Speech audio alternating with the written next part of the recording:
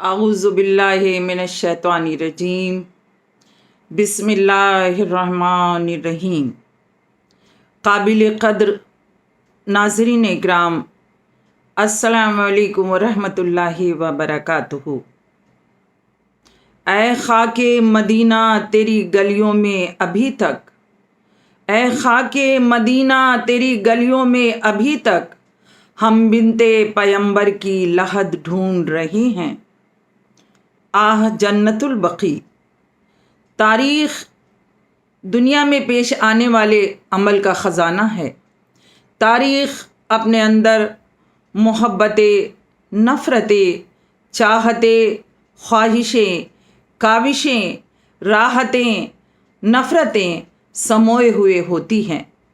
تاریخ نے دنیا کو بہت کچھ دیا ہے، ورنہ کس کو معلوم ہوتا کہ صدیوں پہلے کیا ہوا، کس نے کیا کیا۔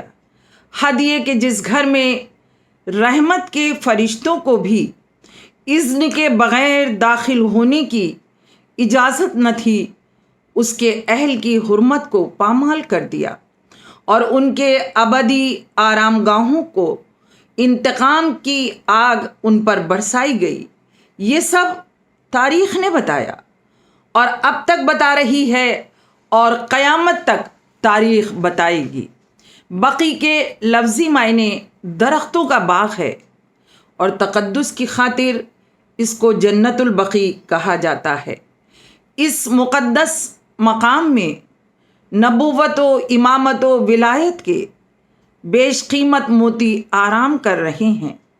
یہی وہ جگہ ہے جہاں معصوموں کی قبریں، مزارات اور ان پر گنبد و مینار تھے، لیکن آج صرف چند اشکبار بکھرے ہوئے پتھر نظر آتے ہیں۔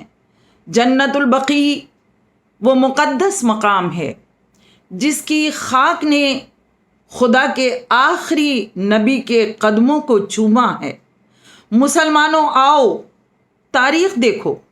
حضرت پیغمبر صلی اللہ علیہ وسلم ہر شب آدھی رات کے بعد بنفس نفیس وہاں تشریف لے جاتے اور وہاں مدفون لوگوں پر سلام بو کہتے اور ان کی بخشش کی دعا کرتے۔ جنت البقیع میں مدفون حضرت فاطمہ سلام اللہ علیہا ہماری شہزادی، حضرت امام حسن علیہ السلام، حضرت امام زین العابدین علیہ السلام، حضرت امام محمد باقر علیہ السلام، حضرت امام جعفر صادق علیہ السلام اور ازواج رسول صلی اللہ علیہ وسلم کی قبور مبارکہ، حضرت حلیمہ سعدیہ کی قبر، حضرت ام البنین کی قبر، حضرت عاتقہ کی قبر، حضرت عقیل بن ابی طالب کی قبر، حضرت عبداللہ ابن جعفر طیار کی قبر اور شہدائے احد کی قبور، حضرت اسماعیل بن جعفر صادق کی قبر اور اصحابہ اکرام کی قبریں ہیں جن پر مزارات تعمیر تھے، تاکہ ان ہستیوں کی زیارت کر کے ان سے ہم محبت و عقیدت کا اظہار کر سکیں۔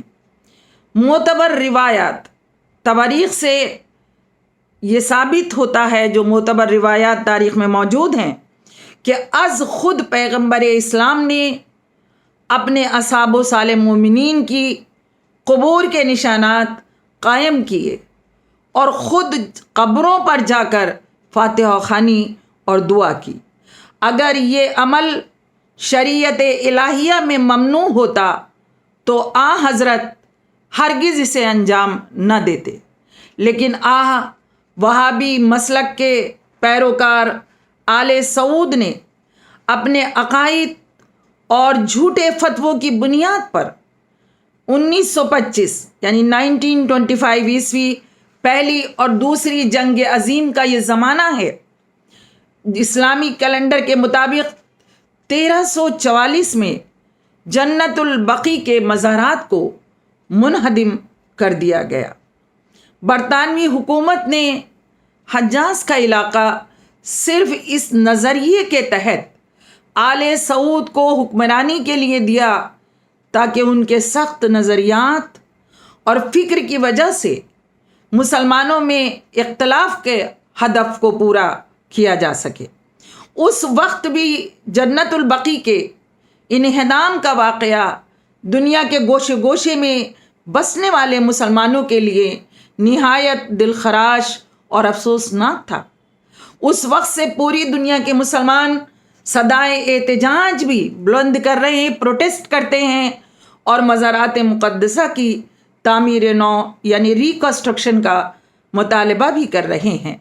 ہمارے لیے کیا یہ غم کم ہے کہ موبائل میں جس طرح چلتے ہوئے نبی و علی نے فاطمہ کے نقش قدم کو سورج کی تپش سے محفوظ کیا، آج اسی شہزادی کی قبر ہے اور سورج کی تپش۔